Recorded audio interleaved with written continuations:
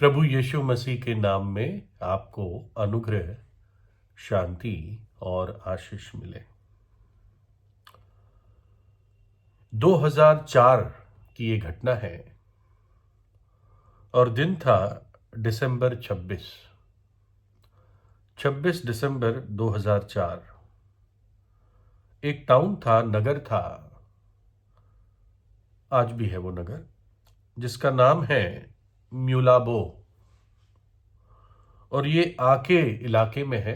मान ली प्रदेश का नाम आके है या जिले का नाम आके है और देश था इंडोनेशिया। और ये समुंदर के पास मैं मान के चल रहा हूं नगर था। और 26 दिसंबर 2004 को एक ऐसा बड़ा सुनामी आया कि 80% इस नगर के लोग मर गए और आसपास भी।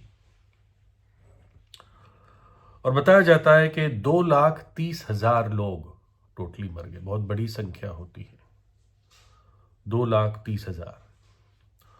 और म्यूलबा वो नगर था जिसमें सबसे ज्यादा ट्रेजेडी आई, सबसे ज्यादा लोग यहां पर मरे। लेकिन म्यूलाबो के लोकल लोगों से ही एक बड़ी अजीब बात बताई जाती है, एक गवाही बताई जाती है। ये जैसे आप जानते होंगे कि इंडोनेशिया में जो मेजॉरिटी है वो मुस्लिम्स है। तो इस म्यूलोबा नगर में सिर्फ 400 क्रिश्चियंस रहते थे। और मुझे नहीं पता इसमें से सच्चे उद्धार पाए हुए विश्वासी कितने थे, लेकिन 400 प्रभु यीशु को मानने वाले मसीही लोग थे। और जब दिसंबर 25 आया तो इनकी इच्छा थी कि ये क्रिसमस मनाए, प्रभु यीशु के जन्म की खुशी में क्रिसमस को मनाए। लेकिन जैसे अक्सर होता है मुस्लिम देशों में, और मत के लोगों को आज़ादी नहीं दी जाती। तो वहां के मुस्लिम ने मसीह लोगों को कहा कि ठीक है, आपको मानना है आप मानिए, लेकिन हमारे नगर में तुम इसको नहीं मनाओगे, हम इसके लिए विरोध करेंगे।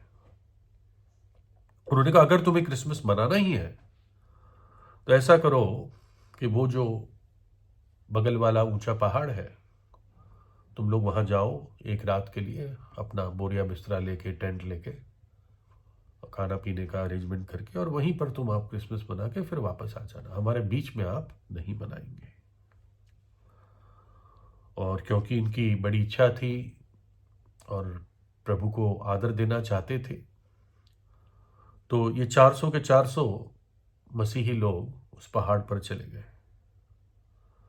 और उसी पूरी रात वो उसी पहाड़ पर रहे और फिर सुबह अपने घरों पे आने वाले थे। और अगली सुबह थी 26 दिसंबर 2004। और लगभग 7 बज के, अगर मैं गलत ना हो, 58, यानी 7 और 8 बज के सुबह, 7 और 8 के बीच में सुबह सुबह बहुत बड़ा सुनामी हुआ। सुनामी को अगर समझना चाहे तो कह सकते हैं कि समुंदर में भूकंप होता है और बड़ी बड़ी पानी की लहरें उठती है, वेव्स उठते हैं ऊंचे कई फीट, और जो किनारे पे नगर होते हैं वो बस तहस नहस हो जाते हैं। और सुनामी की ये लहरें म्यूलोबा गांव नगर पर भयंकर रीति से आई और हजारों हजारों लोग मर गए। लेकिन जो 400 लोग पहाड़ पर थे उनको कुछ नहीं हुआ, है ना। वो उस दिन विनाश से बच गए। मैं मान के चलता हूं उनके घर तो तबाह हो गए होंगे, लेकिन फिर भी 400 लोगों के जीवन बच गए। और फिर वहीं के मुस्लिम लोगों ने कहा कि हमने मसीही लोगों को ऐसे तंग किया तो उनके खुदा ने हमें सजा दी। उनका कहना है, मैं ये नहीं कह रहा हूं, है ना। और कुछ लोगों ने ये कहा कि इतने सारे लोग, लोकल लोग मर गए, लेकिन इन 400 मसीहों को कुछ नहीं हुआ। मानो कि ये मसीह लोग भी जुलूस निकालते कि हमें तो यही मनाना है, हम पहाड़ पे क्यों जाएं, हम तो यहीं पे रहते हैं पुरखाओं के समय से। तो क्या होता, उस दिन वो भी खत्म हो जाते, है ना। और बताते कई घंटे सुनामी के वेव्स आते रहे और बड़ी तबाही उस इलाके में हुई। तो ये वहां के लोकल लोगों की गवाही रही। तो पहली बात तो मैं बताना चाह रहा हूं क्रिसमस के बारे में। जैसे अगले महीने लोग क्रिसमस मनाएंगे, लेकिन 25 दिसंबर बाइबल में कहीं भी प्रभु यीशु का जन्म हुआ ये लिखा नहीं है। अगर प्रभु यीशु का जन्म की तारीख की हम बात करते हैं तो लगभग मई, जून, जुलाई के आसपास हुआ होगा।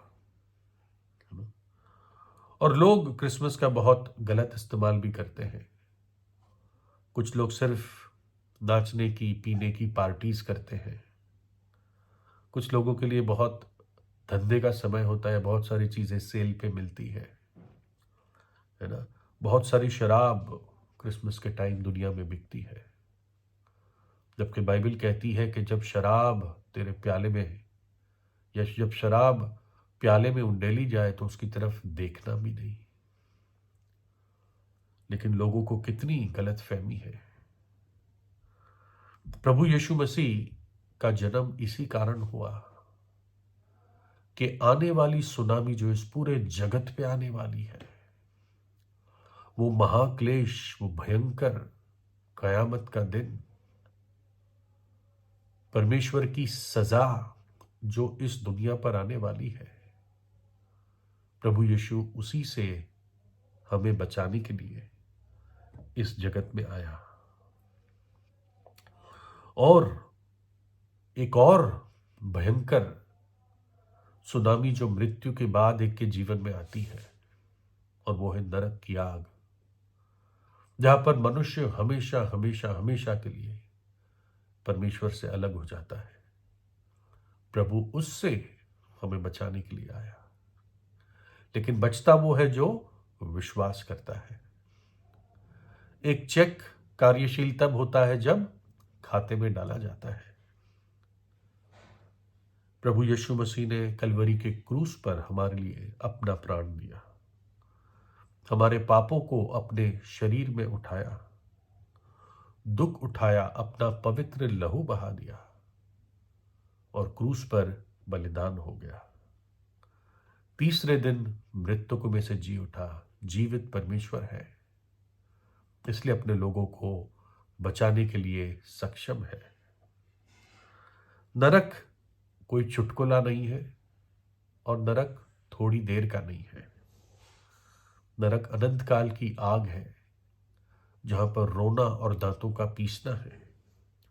वहां की आग बुझती नहीं, वहां का कीड़ा मरता नहीं। इसलिए हर मनुष्य अपने पापों से पश्चाताप करे। परमेश्वर की आज्ञा है, हर मनुष्य हर जगह अपने पापों से पश्चाताप करे और प्रभु यीशु मसीह पर विश्वास करे, जो आने वाले उस भयानक न्याय और दंड की सुनामी से बचाता है। वो खुद चट्टान है और हम उस चट्टान पर सुरक्षित है। यीशु मसीह जगत का उद्धार करता है, वो धर्म गुरु नहीं है, वो धर्म बनाने नहीं आया। बहुत बड़ी गलत फहमी है। प्रभु यीशु तो जगत का उद्धार करता है। उसके नाम का अर्थ है कि वो अपने लोगों को उनके पापों से बचाएगा, छुड़ाएगा, है ना। और ये छुटकारा, ये बचाव, ये सुरक्षा उन 400 मसीहों ने उस पहाड़ पर अनुभव की होगी 26 दिसंबर 2004 को।